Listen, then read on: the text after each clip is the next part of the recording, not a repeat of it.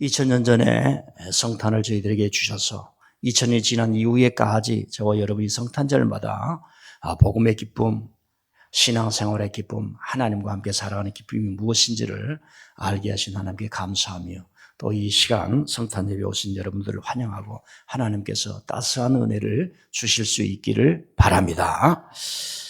자, 성탄은 어린아이 예수 그리스도가 탄생한 이야기도 되겠지만 그 이면에는 하나님께서 구주 예수를 이 땅에 파송하시고 보내셨다는 큰 신학적인 전제가 있습니다.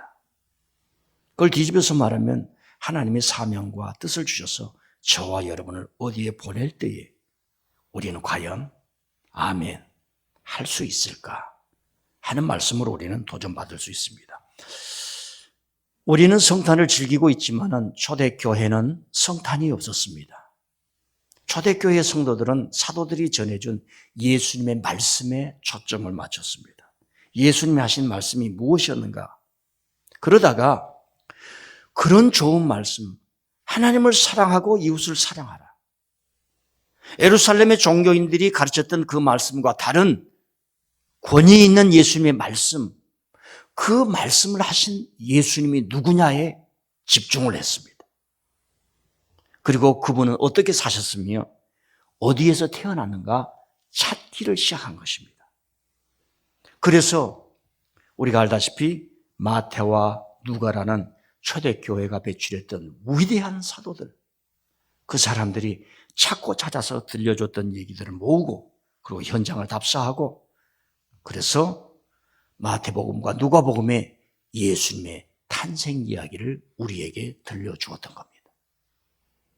그리고 우리가 하나 더 알 것은 예수님의 탄생 스토리는 이렇게 우리에게 들려줬지만 태어난 날짜는 전해주지 않습니다.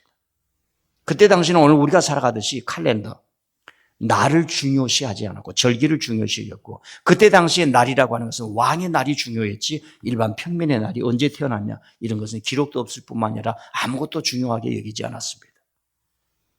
그리고 초대교회 성도들은 거듭남과 구원과 그리고 현실을 이겨내는 로마의 박해를 이겨내는 하나님의 승리하심에 강력하게 은혜를 받다가 300년이 된 이후에 점차로 예수님이 이렇게 스토리가 탄생된 스토리가 있는데 우리가 이 예수님의 탄생을 우리가 예수님을 믿는다면 그분이 태어난 날을 소중하게 여겨야 한다면서 예전으로 지키기를 시작했고 그 날짜를 어디로 잡을까? 인류는 태양의 신을 섬기는 로마의 12월 25일을 하나님이 가장 위대한 구주 오신 날로 우리가 섬기자면서 교회가 섬겨오면서 오늘까지 성탄의 기쁨이 전해져 오고 있는 것입니다. 자, 다시 생각하고요. 오늘 말씀을 보면은 우리가 다 알다시피 베들레헴에서 요셉과 마리아가 가다가 이제 아기 예수를 출산을 하고 아기 예수는 탄생이 되었는데 그 탄생 장면이 아니라 천사가 아기가 탄생했다는 계시적 말씀으로 우리에게 들려주고 있습니다. 목자들에게 천사가 나타나서 빨리 베들레헴으로 가보라 하는 이야기입니다. 여러분, 목자들이 견딜 수가 없습니다. 하나님의 말씀을 진정으로 들으면 사람이 견딜 수가 없습니다. 그 말씀을 따라가게 되어 있습니다. 사방이 캄캄할 때에 어둠 밝은 빛이 오면 그 빛을 보며 따라가지 않습니까? 캄캄한 바다 위에 하나의 배가 가는데 별이 빛나거나 불빛이 보이는 등대를 보고 그것을 향해서 방향을 가야 하지 않습니까? 하나님의 말씀은 그런 의미가 있어요. 주일날 하나님 앞에 나와서 말씀을 듣는다는 의미는 내 어둠과 같은 인생 속에 한 줄기 빛을 바라보게 하고 예수 그리스도의 빛을 바라보게 하는 그런 말씀이 있습니다. 그게 오면은 저와 여러분은 회심하게 되고 그 길을 따라가게 되니 베드로야 배와 그물을 버리고 나를 따르라 자연스러워지는 겁니다. 여러분들 삶 속에 그런 일들이 일어나서 오늘 이 자리에 오신 줄 믿습니다. 보면은 여러분 상상을 해보십시다. 오늘은 천사의 얘기가 나오고 목동들이 찾아갔다는 이야기가 나오고 목동들이 전해준 이야기에 대해서 다른 사람이 놀란 거예요. 근데 마리아는 목동들이 전해준 그 말을 마음에 깊이 담았더라. 이게 여인의 위대성입니다. 자, 여러분이 어머니라고 여자라고 2000년 전에 마리아라고 생각을 해보십시다. 어디 하나 어린아이를 감쌀 수 있는 보자기도 부족합니다. 그리고 자기의 고향을 떠나서 지금 베들레헴까지, 나사렛을 떠나서 베들레헴까지 왔습니다. 만삭의 몸으로, 몸은 피로하고 어렵고 누구 조사는 하나조차도 없는 가운데 어린 핏덩이를 붙잡았는데 여러분이라면 어떡하겠습니까? 제가 여인이라면 이렇게 생각을 하겠어요. 아이고 이놈의 자식아, 이 난세에 왜 태어났냐? 내가 어떻게 젖을 먹이고 살린단 말이야? 내가 어떻게 커갈 때 양식을 먹이면서 너를 키워줄까? 너가 사람 되도록 어떻게 키워줄까? 이거 어머니의 마음 아니겠습니까? 그런 처연함과, 학자들은 예수님이 태어난 장소가 예루살렘이 가까운 베들레헴이 있습니다. 지금도 가면 기념교회가 있는데 학자들은 생각합니다. 예수님의 마리아와 요셉이 나사렛에서 살았거든요. 갈릴리 북쪽, 북서쪽 나사렛에서 살았기 때문에 예루살렘 베들레헴까지는 150km예요. 지금 말이 150km의 길도 없는 꾸불통 길을 걸어간다고 생각해 보세요. 200km, 300km가 되는 곳입니다. 만삭의 몸으로 여인이 그곳에 갈 수 없었을 것이다 생각을 하고, 나사렛 가까운 곳에 베들레헴이 있습니다. 거기에서 났을 것이라 생각하고 동굴에서 났을 것이라면서 지금 동굴을 보존하고 있습니다. 일부 우리는 가서 볼 수가 없어요. 그걸 보존해야 되니까. 저는 91년도에 가서 봤습니다. 가더라도 빨리 가서 본 거예요. 예, 제가 그래도 이 몸이 말입니다. 예수님이 탄생한 2000년에 탄생한 동굴을 보고 온 사람입니다. 좌우지간 예수님이 동굴에서 태어나는 거예요. 여러분이 어머니라면, 여러분이 핏덩이 자식을 안았더라면 이 자식을 어떻게 키울까? 이 난세에 로마가 땅을 빼앗아버리고 사람들은 세금으로 걷어가고 나무 기둥 하나 세워 그럴싸한 집도 짓지 못하는 이 동굴 속에서 짐승처럼 살아야 하는데 이 난세에 어떻게 태어났느냐? 왜 태어났느냐? 엄마라면 그런 생각 들지 않겠어요? 그 동방의 박사들이 옵니다. 천사들이 밀려옵니다. 헤롯이 죽인다 하지만 하나님께서 보호해 주십니다. 계시를 줍니다. 목자가 와서 그 어린아이들이 사제들이 아니라 예루살렘의 종교인들이 아니라 하나님의 계시를 독점한 사람들의 이야기가 아니라 산에서 고생하고 처연하고 자기처럼 가난했던 그 목자들이 와서 천사가 말합니다. 이분은 구주라고 합니다. 핏덩이가 아니라고 합니다. 하나님이 보내신 생명이라고 합니다. 하나님이 보내신 구주라고 합니다.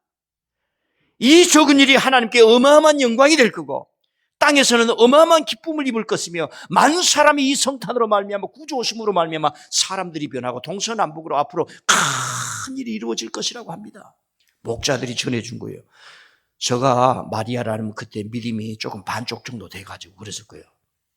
야 이놈들아, 너희들 출신들이 어디야? 책이라도 읽어봤어? 천문학을 보면서 우주의 기운을 알고 신의 계시를 알아? 이렇게 하지라는 거예요. 19절에 본 마리아는 이 모든 말을 마음에 새기어 생각하니라. 물론 우리가 알다시피 그 전에도 마태복음에 보면 잉태할 때도 하나님의 계시가 있지. 사랑하는 성도 여러분, 내가 믿는다는 것은 하나님이 나를 향한 성경에서 말한 구원의 계시를 간직하는 것입니다. 하나님, 제가 이렇게 방황해도요, 내 마음은 주를 향해 있습니다. 하나님 2022년을 통해서 더 이상 방황하지 않게 해주세요. 하나님 아버지, 내가 주님께 매여 있는 한 나는 자유하고 주님 앞에 완전한 사랑 속에 거하는 동안 제게는 두려움이 없고 천국의 기쁨으로 살 수 있습니다. 십자가 위에서도 하나님 아버지를 잘했던 예수님의 그 평안, 불 속에서도 자기의 생명을 잃었던 그 순교자들처럼, 그러니까 마리아는 그 상황이 말입니다. 여러분 어렵다고 불평하지 마세요. 예수님의 어머니보다 더 어려웠습니까? 삶에서 교회 와서 원망하지 마세요. 여러분, 예수님의 어머니가 예수님을 출산했을 때보다도 여러분 더 형편이 어렵습니까? 지금 성경이 없어서 하나님의 말씀을 보고 싶은 갈망하는 영혼들이 너무나 많은데 우리는 교회에 오면 희왕찬란하게 말입니다. 이런데도 우리는 하나님에 대해서 불평하지 않습니까? 첫 번째 메시지는 위로입니다. 위로. 목동들, 천안 목동들을 통해서 예수님의 어머니 마리아가 하나님의 계시로 위로받은 그 힘이 얼마나. 성탄이 우리에게 메시지를 줍니다. 여러분들을 위로해 주시는 거예요. 힘드냐? 내 아들이 태어난 2000년 전에 그 동굴 속 말교회를 보아라. 내가 보호한다. 헤롯이 칼춤을 춰도 내가 보호한다. 헤롯이 칼춤을 춰도 내가 보호한다. 이 젊은 사람들이 생명의 기쁨을 외면하지 않습니까? 탄생의 기쁨을 외면하는 사이로 둔갑해 버리지 않습니까? 누구의 책임입니까? 말할 수 없어. 우리는 이런 비유에 살아가고 있습니다. 그렇기 때문에 우리는 이 성탄이 주는 생명의 탄생에 대해서 더 깊이 묵상하게 된 겁니다. 두 번째로는 이 성탄은 어마어마한 영향력을 끼쳤어요. 다 얘기할 수 없는데 한번 잠깐 말씀드리겠습니다. 이 성탄에 예수님의 탄생함으로 인류에게 아름다움이 무엇인지, 사랑이 무엇인지, 진리가 무엇인지, 겸손함이 무엇인지 어마어마한 영향을 미쳤는데, 성탄으로 말미암아 수많은 노래가 지어졌고 작곡가가 나왔고 작사가가 나왔고 수많은 시와 소설이 나왔고 연극이 나왔고 음악이 나왔고 간단하게 핸델의 메시아가 나왔고 하이든의 천지창조가 나왔고 멘델스존의 엘리야가 나왔고요. 교회는 이 성탄으로 말미암아 가보지 못한 사람들에게 가는 일이 일어났고요. 부자들은 가난한 사람들을 찾아가서 자기의 재산을 가난한 사람들에게 주기를 시작했고요. 수많은 사람들이 예수님의 이 가난함과 십자가를 통해서 자신의 변화를 받고 다 갔습니다. 여러분, 인류의 모든 거룩한 성자라고 했던 분들이 예수님처럼 가난해진 겁니다. 예수님이 말구유로 동굴 안에서 피덩인 채 하나님의 계시만 붙들고 살아갔을 때에 하나님이 얼마나 위대한 일을 만드셨는지. 세상의 모든 갑부들이 다 던져버리고 예수님처럼 되기를 시작했어요. 자, 이제 성탄은 우리에게 인간의 본질이 뭔가를 자꾸 보여주었습니다. 지금으로도 120년 전이에요. 120년 전. 상상이 됩니까? 여러분 태어나지도 않았어요. 울산역이 1905년에 일어났어요. 그리고 한일합방이 1910년. 한일합방이 일어나기 전 1906년이에요. 서구에서 오헨리라는 사람이 있어요. 그 사람이 소설을 썼어요. 크리스마스 선물이라고. 근데 원래 제목은 마귀의 선물이에요. 마귀란 말은 동방의 박사들이에요. 마귀가 아니라 마귀. 예, 발음이 좀 그렇습니다. 그래서 오헨리가 크리스마스 선물을 이란 책을 썼는데 거기에 두 부부가 나옵니다. 사랑하는 부부가 나와요. 제임스와 델라라는 이 부부가 나오는데 이 서구는 성탄절이 되면 다 선물하는 이런 그런 분위기라서 가난하니까 제임스가 성탄 이브가 되어서 아내에게 선물을 해주려고 하는데 돈이 없는 겁니다. 근데 자기에게는 할아버지가 물려준 좋은 회중시계가 있어요. 그래서 이 아내는 그 델라라고 하는 아내는 그때 당시 미장원이 없었죠. 칼색나는 찰랑찰랑하는 머리가 있어요. 자기 아내에게 최고의 황금빛 나는 머리빗 세트를 사주려고 할아버지가 물려준 해중시계를 팝니다. 델라는 자기가 남편에게 선물을 사주기 위해 성탄의 선물을 사주기 위해서 돈을 모았는데 1불 87센트예요. 그때 당시 1불 87센트도 100년 전이니까 좀 값이 나왔어요. 그거 가지고 남편의 선물을 살 수 없어요. 남편의 시계를 볼 때마다 이 줄을 사주고 싶은 거예요. 그래서 자기가 미장원에 가서 머리를 싹둑 잘라 팔면서 20불을 받습니다. 그리고 둘이 선물을 사가지고 성탄 이브 저녁에 집으로 왔습니다. 짜자자자장 선물을 받는데 남편이 말해, 당신 머리칼 어디서? 당신 시계? 이 모순된 상황 속에서 델라는 많이 웁니다. 남편이 사랑하는 아내를 귀환하면서 토닥토닥 두드려주면서 괜찮아. 오헨리라는 사람은 성탄이 우리에게 뭘 가르쳐주는가를 소설이라는 메시지를 통해서 우리에게 전해주는데 자기들이 가장 소중한 것을 잃은 것 같았지만 오히려 더 큰 것을 얻는 이야기를 성탄 이야기를 통해서 우리에게 들려줍니다. 그래서 기독교는 예수님의 이 탄생 성탄의 이야기는 이처럼 인간이 본질적으로 가져야 되는 게 뭔가? 사랑을 가르쳐주는 거예요. 사랑은 쉬우면서도 어렵지 않습니까? 행하면 쉬워요.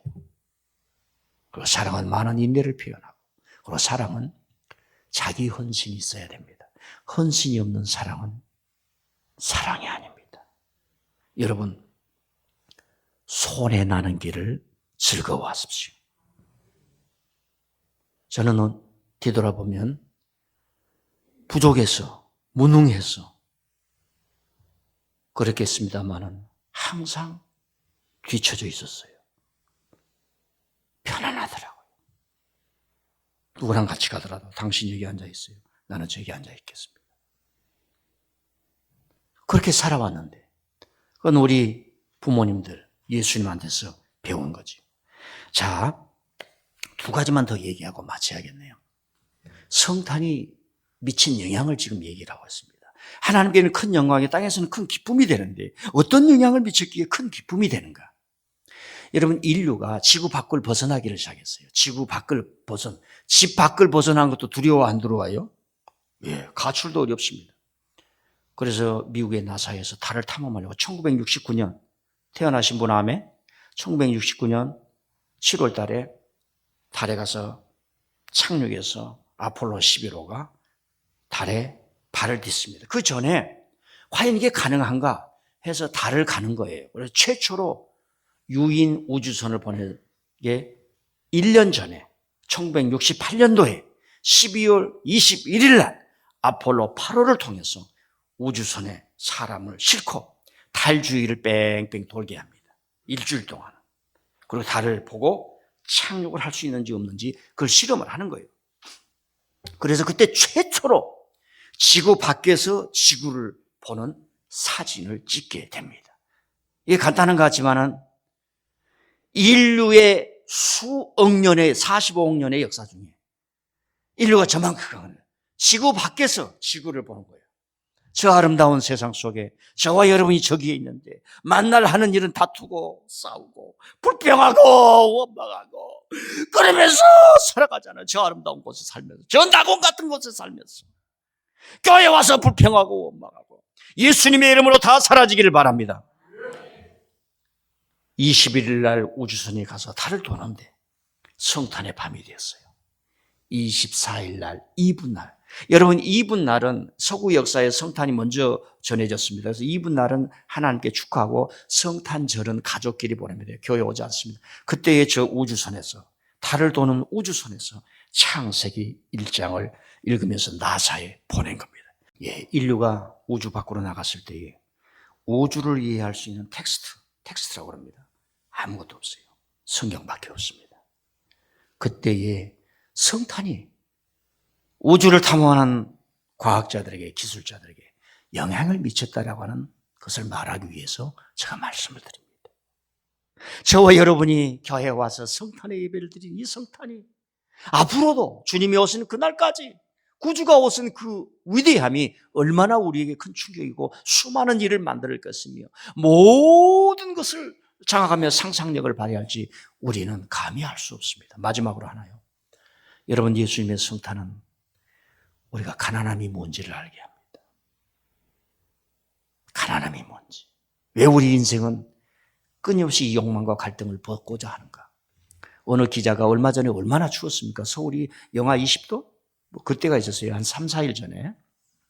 그때 이 기자가 구색은 옷을 입고 훈련을 받고 지시를 받고 전철역 앞에서 바람을 맞으면서 오후 1시부터 저녁 7시까지 6시간 동안을 이렇게 구세군에서 모금 활동을 했다고 합니다.